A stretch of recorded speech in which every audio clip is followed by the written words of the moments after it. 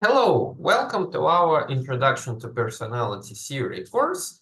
And today in this video, we're starting a new topic.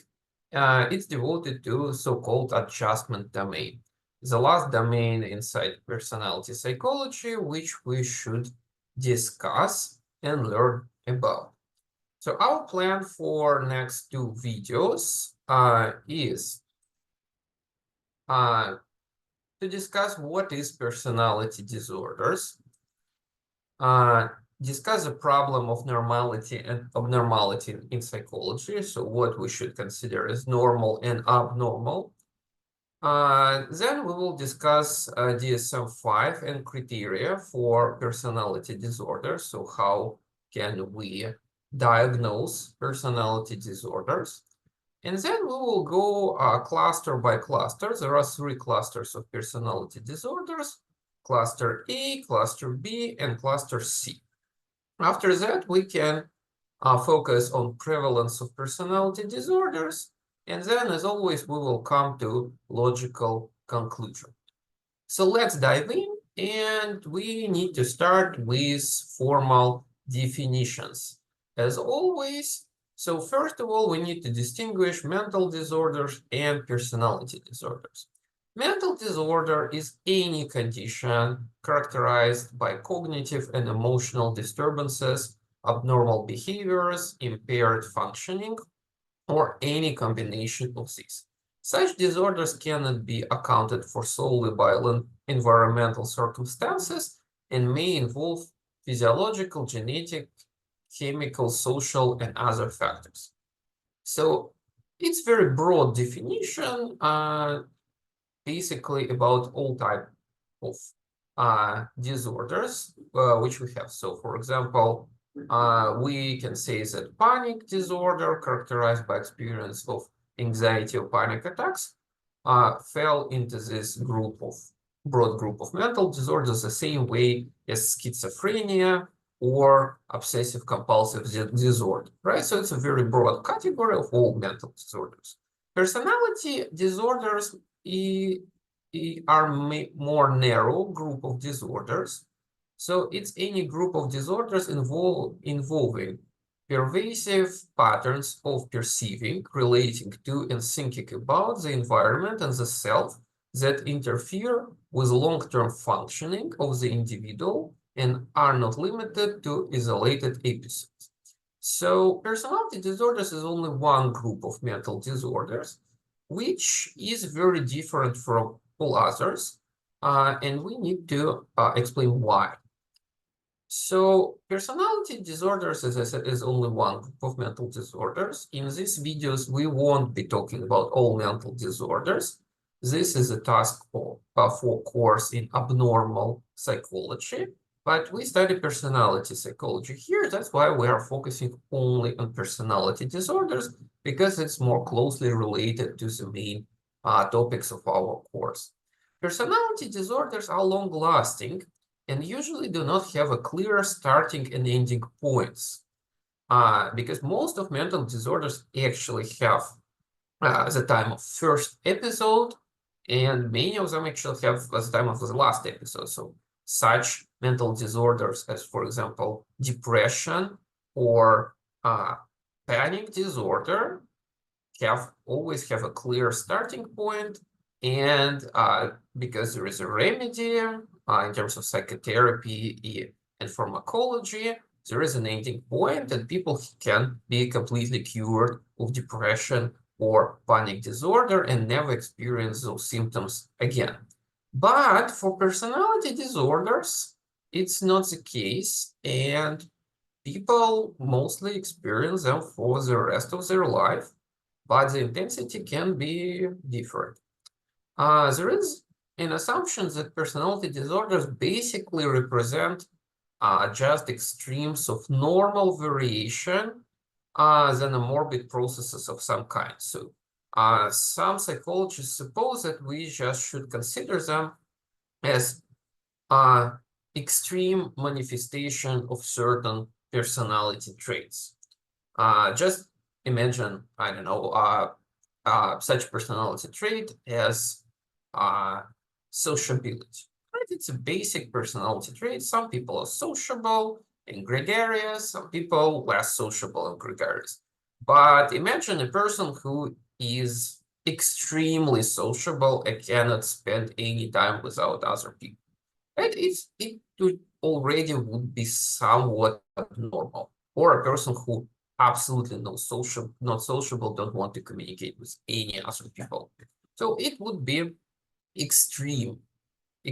But again, what here are key words are normal variation.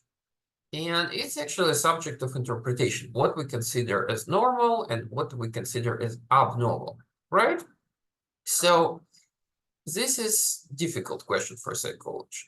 So personality disorders in general can be thought as maladaptive variations or combination of normal personality traits, just too much makes it maladaptive, or too little. Maladaptive variation of common motives, especially need for power and intimacy, right? Again, usual motives among big three motives, but again, what happens if like it's too much?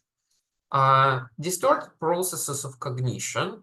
So it's a very different styles of perceiving, interpretation, and planning, which would be at least atypical.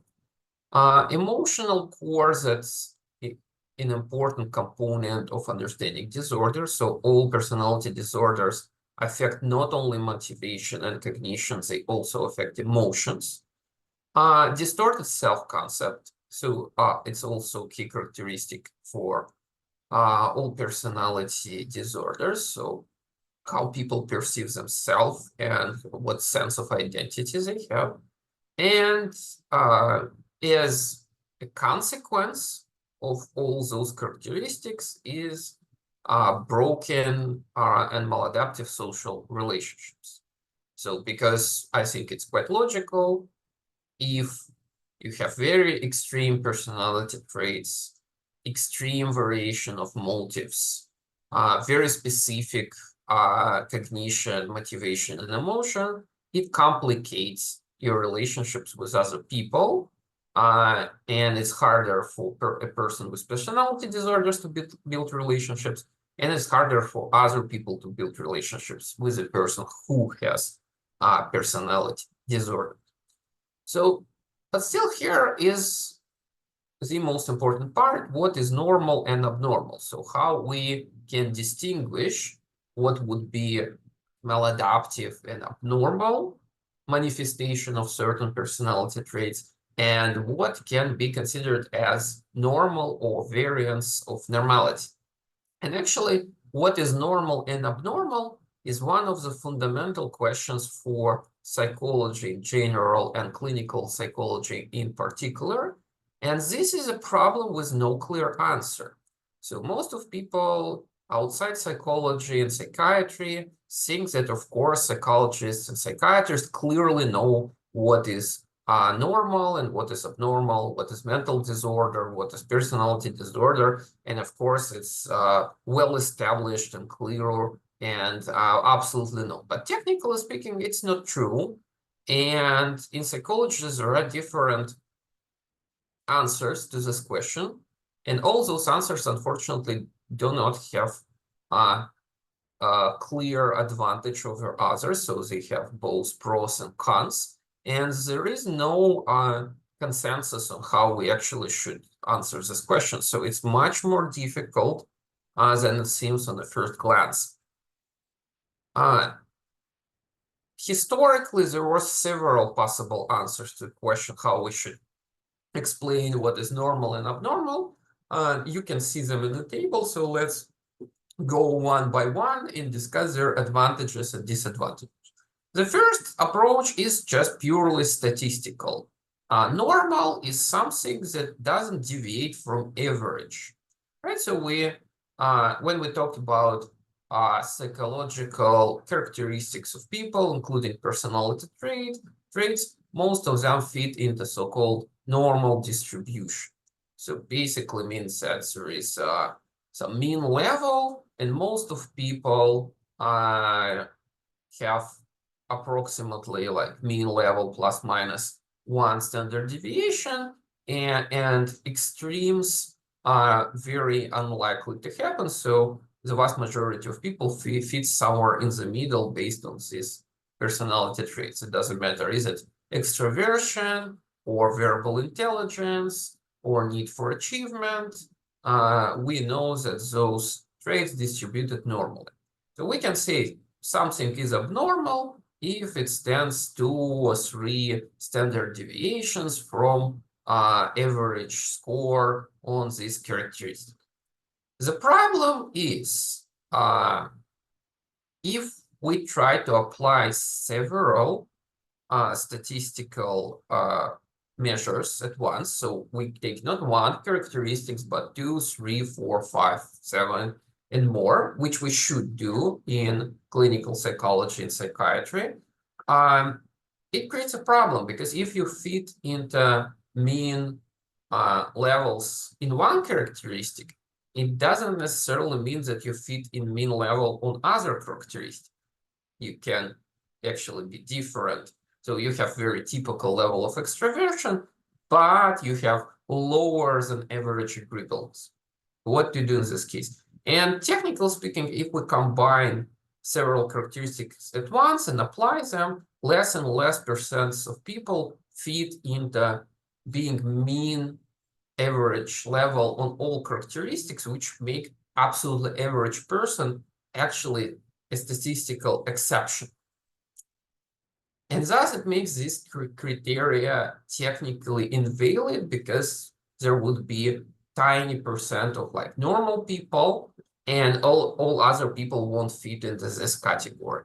So purely statistical approach is not completely valid.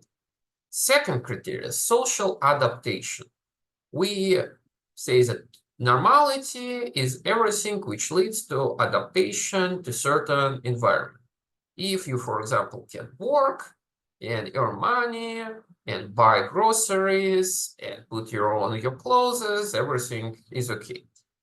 This criteria is also probably not very good, because, for example, we know that people with clinical depression actually can go to work, I don't know, wash dishes, put clothes and so on, and be very socially adaptive, but they still suffer from mental disorder, depression, and they need some help. People with different types of anxiety disorders can do the same, and so on. So purely social adaptive criteria is also cannot help us to distinguish mental disorders clearly.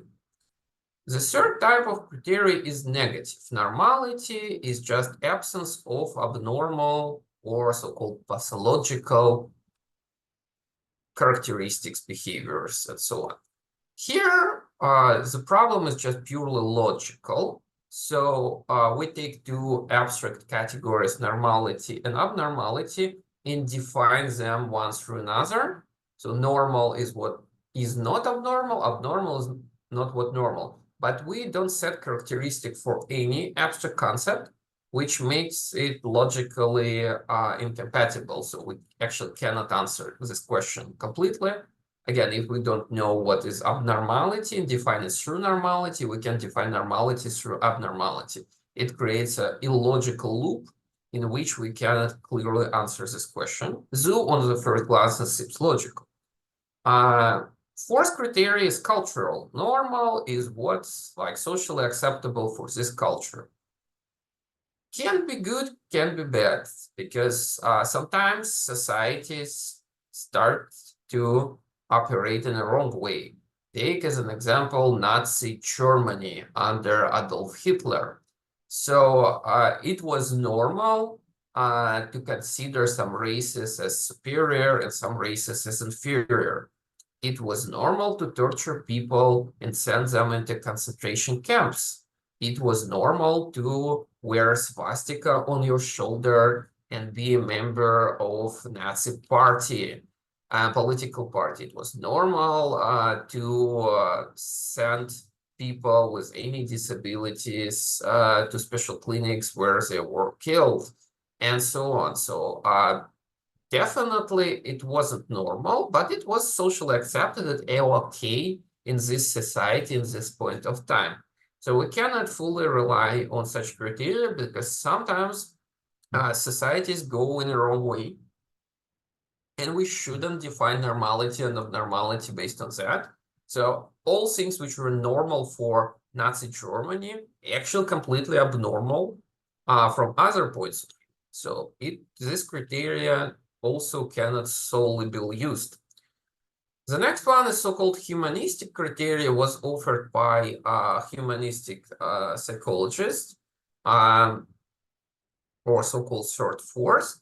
So their understanding was that normal is what typical for you personally. So if you do something on a regular basis, it's normal for you.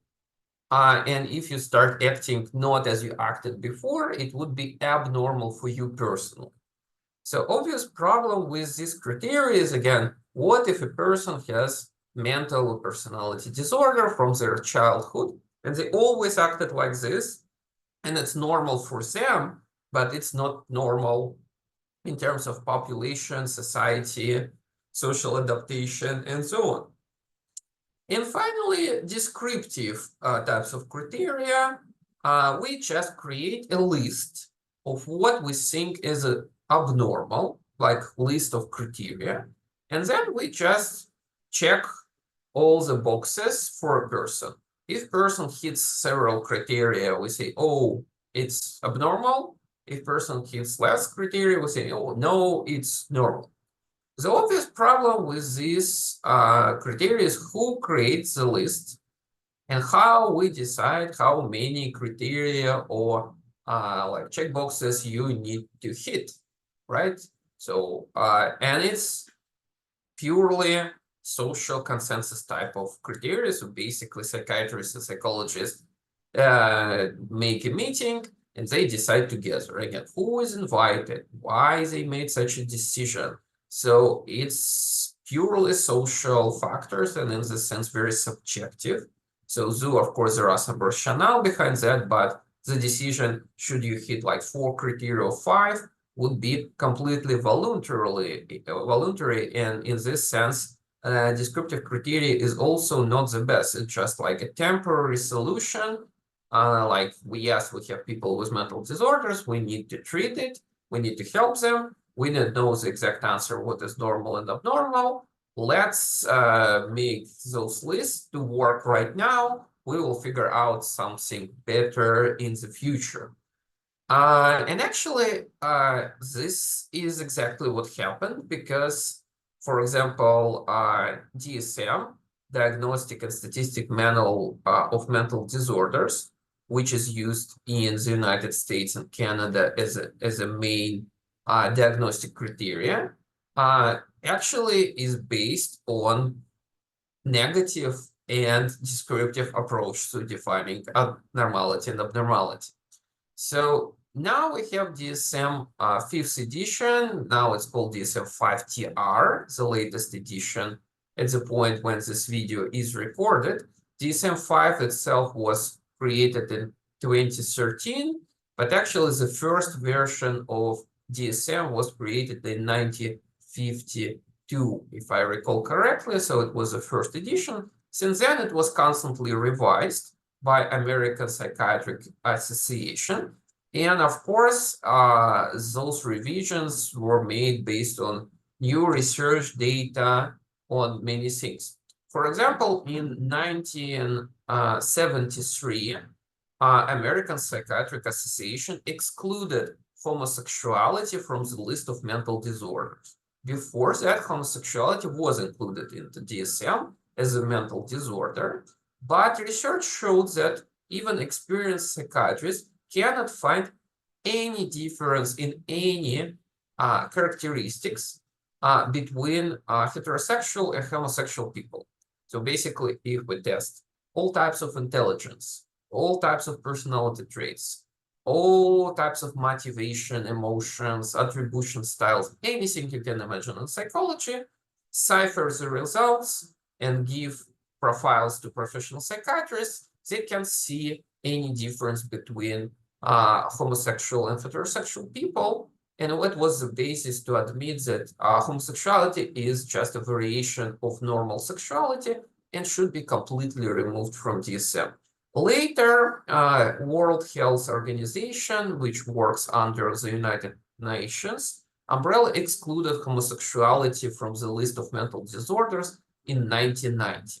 So 70 years later, still very long ago. It happened with different types of disorders. So here and there criteria were changed. Some disorders were given different names. For example, manic depressive disorder now is called bipolar disorder. Criteria for certain things to change, especially it comes to gender dysphoria and being transgender person. So being transgender person is also excluded from DSM. So changes happens, but usually revisions are made once in several years. So as you can see, in 60 years, there were only 5 major editions. So it happens usually once in 10, 12 years.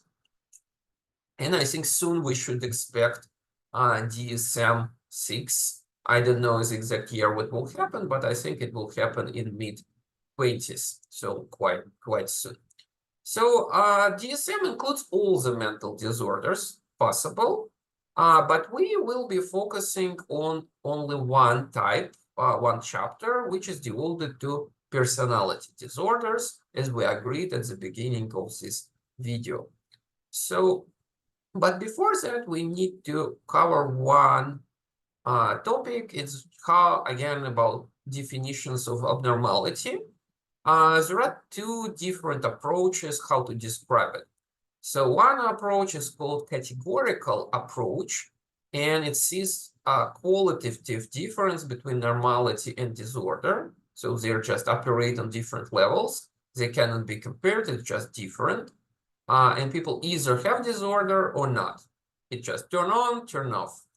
So dimensional approach sees quantitative difference between normality and abnormality, and disorder seen as a continuum where each person can be placed somewhere in the middle between like normality and abnormality, and we just draw a line somewhere.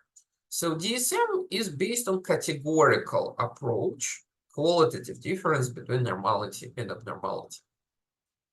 So though there are many personality disorders, criteria for them divided into 2 parts: general criteria for personality disorders and specific criteria for each personality disorder. So we will start with general criteria, obviously.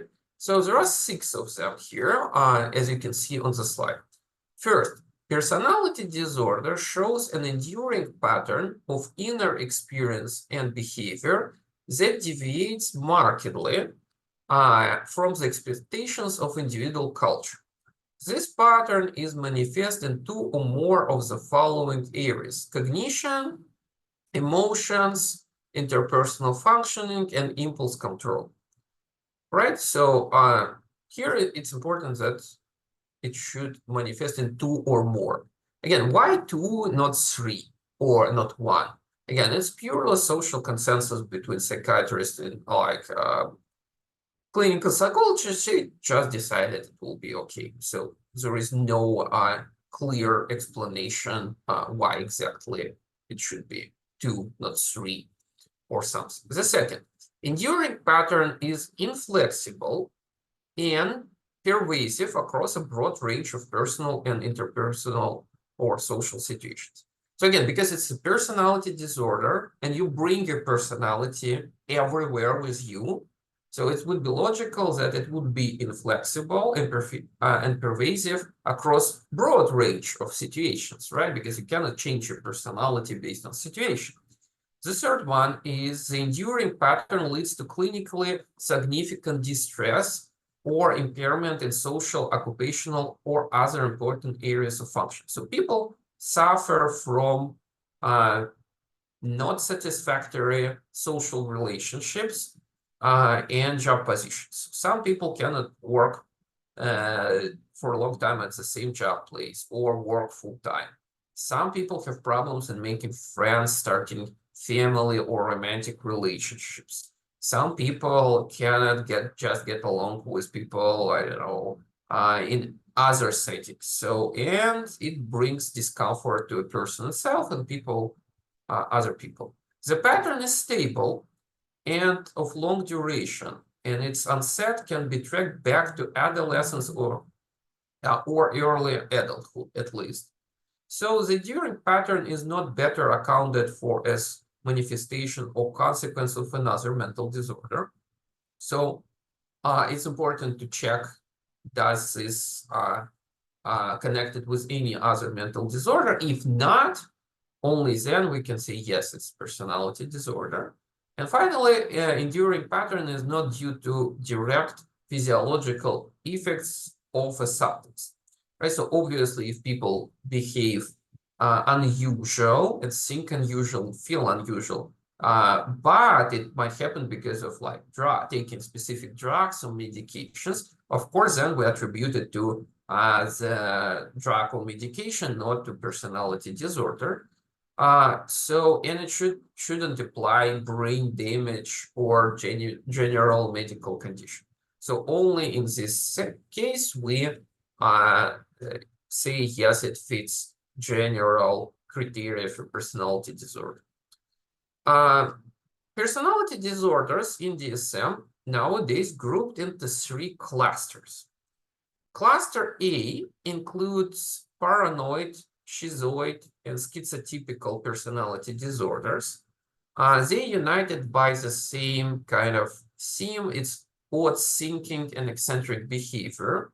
Cluster B includes antisocial, borderline, histrionic, and narcissistic personality disorders characterized by dramatic and erratic behavior. And finally, cluster C includes avoidant, dependent, and obsessive-compulsive personality disorders. So here, please be attentive. Obsessive-compulsive disorder and obsessive-compulsive personality disorders are different things. Now we will go cluster by cluster, disorder by disorder, discussing specific criteria, how people actually get diagnosed with a certain disorder from all those clusters. In this video, we will cover cluster A. In next video, we will cover cluster B and C, and we will talk about prevalence of those disorders, how many people in our population actually experience those personality disorders. We will cover this in the next lecture. So now let's start with cluster E, and we'll need to start with so-called paranoid personality disorder, or PPD. Basically, it's mental disorder characterized by paranoid delusions and a pervasive, long-standing suspiciousness and generalized mistrust of others.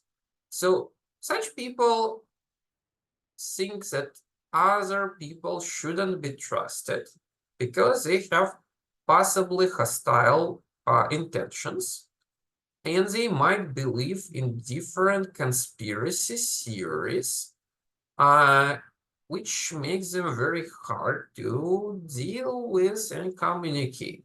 So they might be hypersensitive in their mistrust and trying to detect what's wrong with you, easily insulted, so it's very easy to offend them because of this hypersensitivity, and they can habitually relate to the world by vigilant scanning of environments for clues and suggestions, which validates their fears and biases.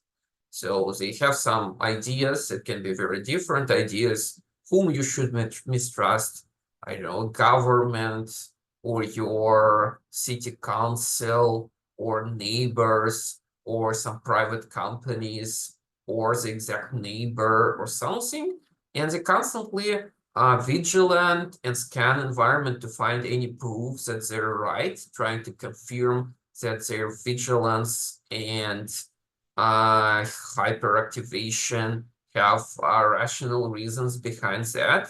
And of course, when people so tensed and vigilant and suspicious to others, it's much harder to build relationships with them because they bring this tension in all the situations.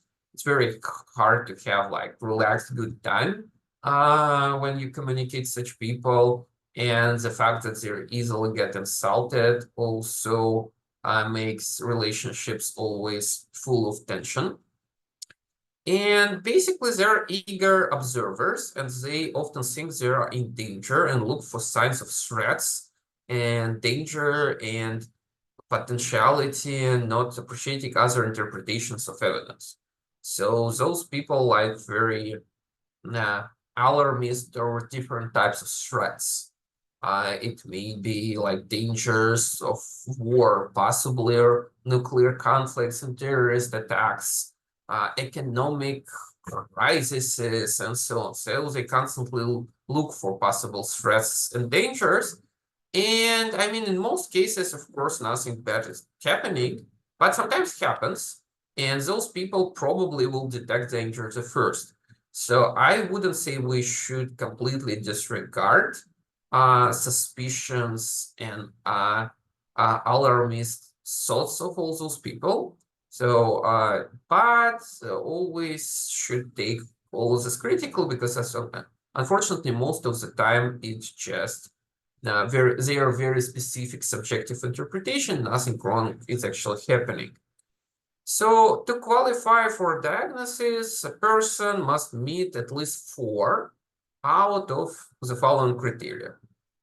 Suspects without sufficient basis that others are exploiting, harming, and deceiving them. Preoccupied with unjustified doubts about the loyalty or trustworthiness of friends and associates, is reluctant to confide in others because of unwarranted fear that the information will be used maliciously against them, reads hidden, demeaning, or threatening meanings into benign remarks or events, persistently bear grudges, unforgiving of insults, injuries, or slights, perceives attacks of their character or reputation that are not apparent to others and is quick to react angrily and counterattack, has recurrent suspicions without justification regarding fidelity of spouse and sexual partner. So often people with paranoid personality disorder suspect that they're cheated and they have delusions about like how, when, and with whom it happened, and they can be overly suspicious, tracking cell phones of their partners, reading their like history of messengers and history on browser, trying to control all the time when their partner coming home, when they reach their job place, and so on.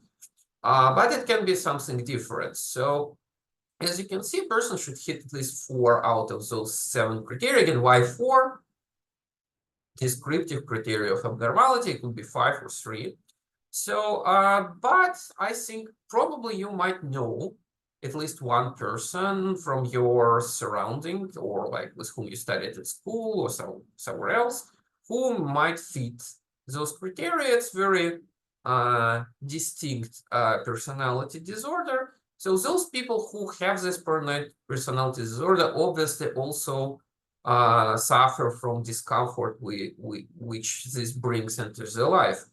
And because they're so suspicious and they suspect that everyone can exploit and harm them, they don't usually go to counseling psychologists that eagerly because they also not sure if they will share with this information will be misused, given to other third parties. Will a psychologist actually try to help them, or they have exploiting motives to get all their money and some personal information and so on. So it makes it very hard even to get some help.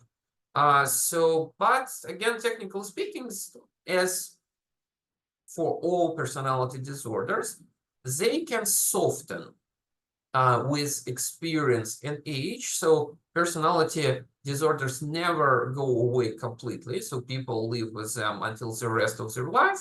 But it doesn't mean that people cannot adapt and kind of learn how to live with this. If they have developed self-concept and self-awareness, they can work and compensate this with certain types of skills, cognitive habits, and so on, usually with the help of counseling psychologists. But again, it requires a lot of work and efforts. But again, it's not like a life sentence. So people can deal with those personality disorders very differently. So the second disorder in this cluster is so-called schizoid personality disorder. It's a personality disorder which characterized by a lack of interest in social relationships and tendency towards solitary or sheltered lifestyle, secretiveness, emotional coldness, detachment, and apathy. So people with schizoid personality disorders are lonely wolves. They don't like social interactions that much. They detach. They don't like to share personal information, details, emotions with other people, and prefer types of activities where they can just act alone. So obviously should be distinguished from introversion because it's just like more extreme. So affected individuals may be unable to form intimate attachments. Again, introverts can do that perfectly fine, but people with schizoid personality disorder have problems with that. And basically, they like to create fantasy world inside their head, creating different imagination worlds and liking those worlds more than real communication and real world. Usually begins in early adulthood and presents in a variety of contexts, demonstrated by, again, 4 characteristics criteria out of the list. Neither desires nor enjoys close relationships, chooses solitary activities all the time, known a little interest in having sexual experiences, takes pleasure in very few activities, lacks close friends or confidants, appears indifferent to praise or criticism. So other people can say, wow, it's amazing, wonderful, you perform so well. They don't care. People say, oh, it's awful, you did so wrong, awful, disgusting, why are you doing that? And they're also indifferent.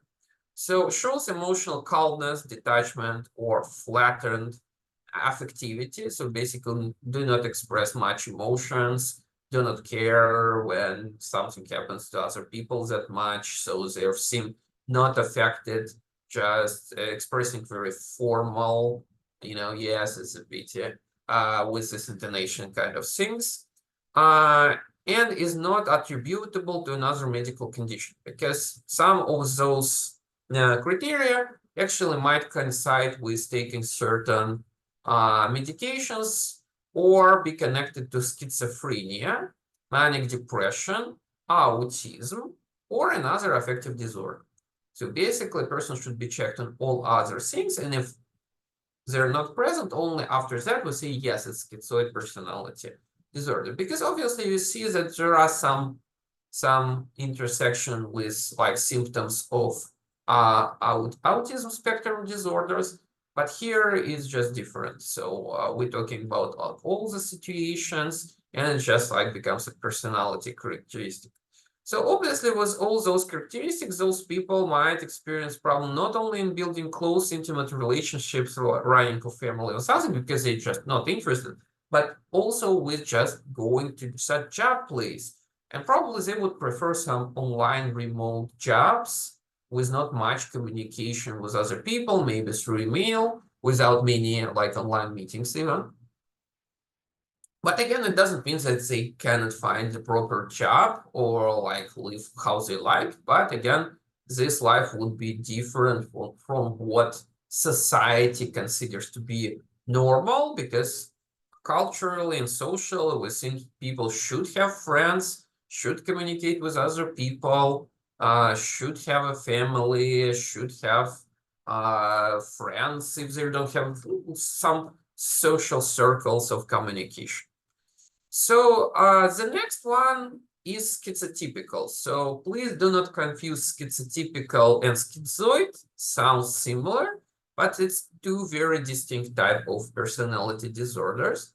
So schizotypical personality disorder characterized by thought disorder, paranoia, a characteristic form of social anxiety, derealization, transient psychosis, and unconventional beliefs. Sounds spooky, but let's discuss it.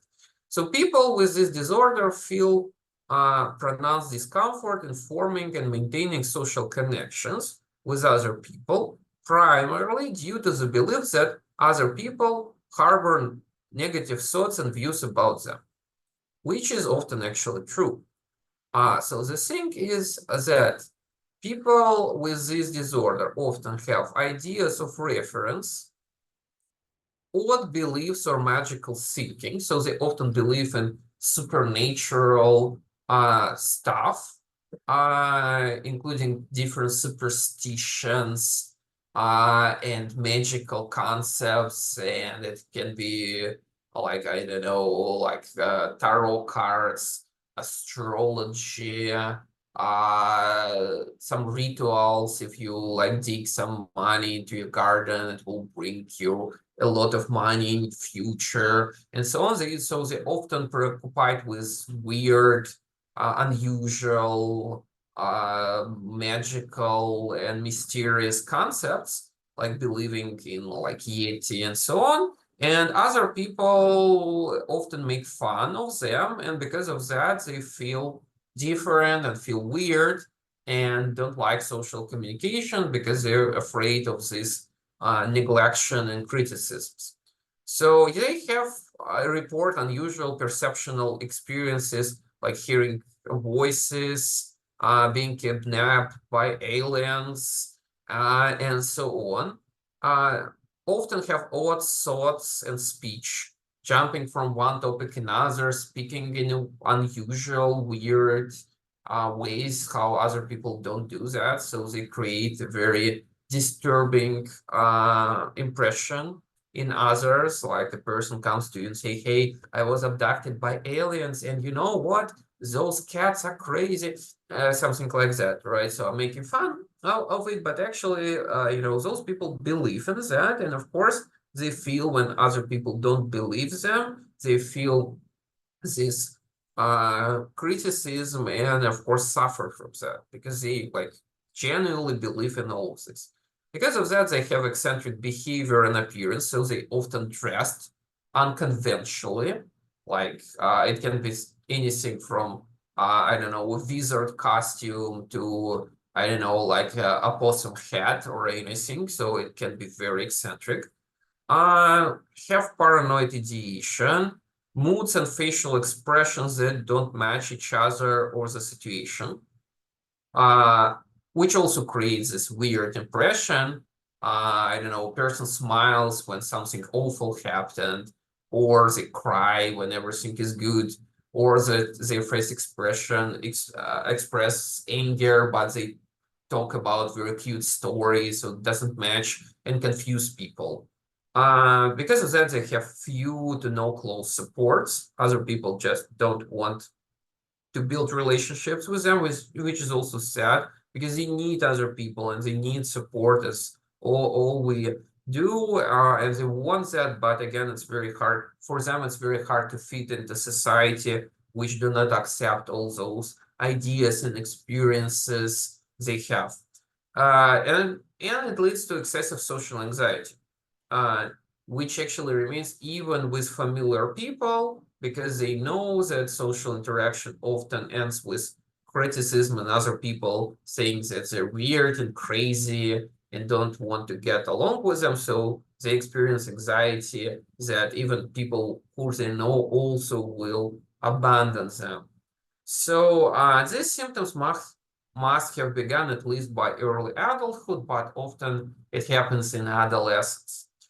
So probably, again, you might know such people. Unfortunately, all combinations of this traits often leads to social disadaptation, and those people often end up being homeless or like live in shelters and so on, because again, because of those all social disadaptation characteristics they have in reporting those abnormal experiences and hearing voices, speaking with magical creatures, aliens, and so on. It's very hard for them to get a job place, get along with other people, perform their duties, I don't know, and sometimes even just do some simple stuff as like house cleaning, buying groceries, cooking, and so on. So people need help. And again, as I said before, any personality disorder, not a sentence. Constant work with counseling psychologists and psychotherapists can soften the situation at a certain extent, but again, cannot completely remove everything. So people with schizotypical personality disorder can also be much more socially adapted if they receive help and understand how to function and develop certain social skills, but they still will be considered as like weird by the majority of people, but it can be significantly better. And finally, we finished with cluster A. We will talk about cluster B in the next video. So here is a cliffhanger of antisocial personality disorder. We will talk about this disorder in next video. Thank you.